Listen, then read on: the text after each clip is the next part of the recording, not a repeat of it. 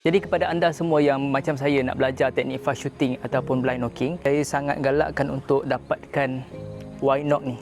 Y-Knock ni membantu kita dalam kita nak blind knocking. Blind knocking ni apa benda? Teknik blind knocking ataupun teknik kita lockkan anak panah kita ke tali busur tanpa kita memandang. Kebiasaannya, setiap kali kita nak letakkan arrow di tali busur, kita akan pandang.